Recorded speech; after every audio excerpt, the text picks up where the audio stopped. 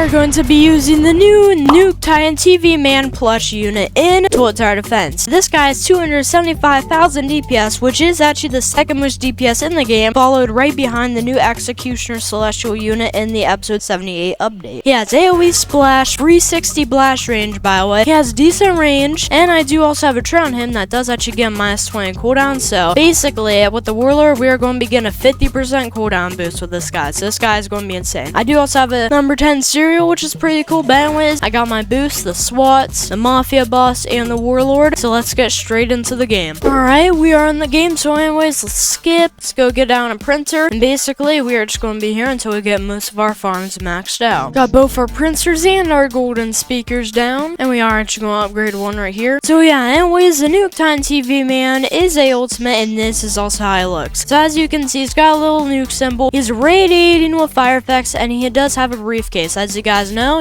presidents do hold like a briefcase with the nuclear button. So yeah, this guy kind of like resembles somebody with like a nuclear code in his briefcase or something. So anyways, I'm supposing that he's legit just going to like spawn nukes. Like as soon as we upgrade it, he's probably going to get like a whole rocket set on the back of him, and there's going to be like uranium particles, like green effects. I have a feeling that this is actually going to be a decently special unit. Like it's going to look epic. Like I think it's probably going to look something like a actual nuke exploding, like its effects. But anyways, we are actually going to find out what it does here, and there we go. We do. Oh, do you guys see that? He actually did just drop a nuke. So it did look. He ain't doing it right now. Maybe it can only happen whenever they're in range. Let's just wait. Maybe it's like a time thing. Maybe it's like a cooldown to where he drops a nuke. These guys are going to be stopping them for a second. So hey, maybe we can just see if something actually happens here. In the meantime, let's actually upgrade our farms.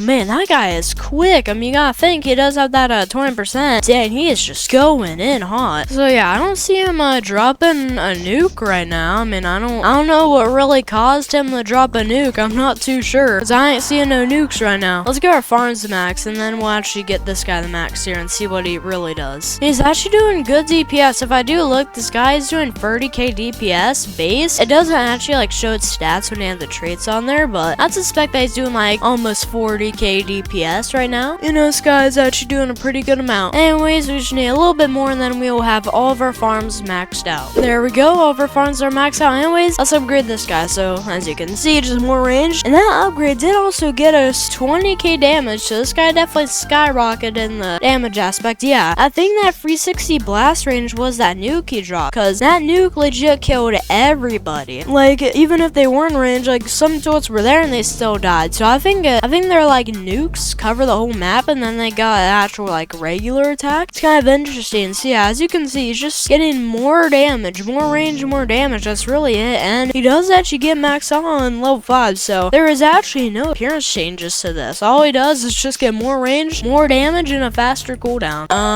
Yo, that hitbox is tiny. What? Can I legit place a Nuke Titan TV Man like right inside? What is this? Why are these so clumped together? I can get legit like 20 free of these and one Warlord in the same area. I'm not really complaining. If people have boosts, then it's gonna be really easy to get them all inside the boost, for example. Look at that. This was Telephic Titans. I already had this whole row gone. Yeah, I could get them way closer. Like you could see that distance right now. That's crazy distance. I can get Warlord right next to them. That's like insane. You guys know that Warlords are very big, and often if you have an air unit, you can't even get anywhere close to here. But since these guys have such a tiny hitbox, I can get it legit with like the whole clump. Matter of fact, I could probably get like a swan here. Yeah, I can legit put a SWAT in between the units. One thing I do actually notice is that this guy doesn't show like any infinite sunblocks. Is it just me, or is this guy not gonna have any sunblocks? Because honestly, if he ain't got no sunblocks, then this might not be really that awesome. This guy definitely needs sunblocks. Also with that range booster, we do actually get 13 more range. Very nice. But yeah, this guy doesn't have the biggest range, so getting more range is definitely a huge impact on this guy. And finally, let's go get our Mafia for that juicy 30% damage. You can legit just see this guy like glitching out. He has a 20% cooldown and the 30 from the Warlord. Anyways, we got the max buffs on here. Yeah, you guys can just see all the effects. Dang, they're getting lit up like crazy. Alright, we do have most of our Nuke Titan TV Mans maxed out. As you can probably guess, this is just easy. Legit, we ain't gotta worry. These guys are just getting bombed by a couple of these guys I mean, their DPS is insane though. Like legit, I'll probably have to wait until like 150 until we legit get a challenge. You know, like these plushies just keep on getting better and better. You know, the Telephantine was OP. The Hacked was, you know, kind of bad. You know, that it was a good streak. They had the Telephantine, which was a really good unit. Hacked, which, you know, was entirely trash. Then they came back with a banner of a unit called the Nuke 10 TV, man. I mean, you gotta realize, without the episode 78 update, you know, this would be the best unit in the game, like damage-wise. You know, even without this trade, still be the best unit damage-wise. So they definitely came back after the Hacked Juggernaut. The Hacked Juggernaut was a very big disappointment. I mean, legit, that was a horrible unit. But this, that clapped right back. Anyways, let's max out the couple left that we do have here. We are just going to save up money until we can buy about 5 more or 4 more, and then we are just going to chill and just watch us beat this game easily. Man, this animation's cooked. I haven't seen the Nuke though. Like, I don't know if the Nuke is like a one-time thing or something, but I have not seen it the whole time at all. And yeah, the best thing about this unit is that it legitimately costs like 50k max on. Also, man, I mean, these guys are just getting blinded. That is crazy. These guys are just getting blinded. How are they supposed to see a track? Yeah, but best part about this is that the unit legit costs like 50k, 24k, 13k, plus 7k in the starter cost. That's legit like 49, 50k. You know, that is not much. So basically, we already have enough to place our last 4 within like 10 waves of saying, hey, I'm going to wait for money. Within 10 waves, we already got enough. I mean, yeah, I can legit place these nukes inside of my already existing ones. Like, what is that? I never would have expected the CS unit just being placed inside a unit. You know, that's just weird. You know, this is going to be a long time before we even have a challenge. I mean, yeah, we aren't even getting any nukes. You know, I'm not really too sure what the nukes do, but we do have them. You know, maybe like if they get past their range, maybe they'll do a nuke, but I seriously don't know like how the nuke spawns. I don't know at all.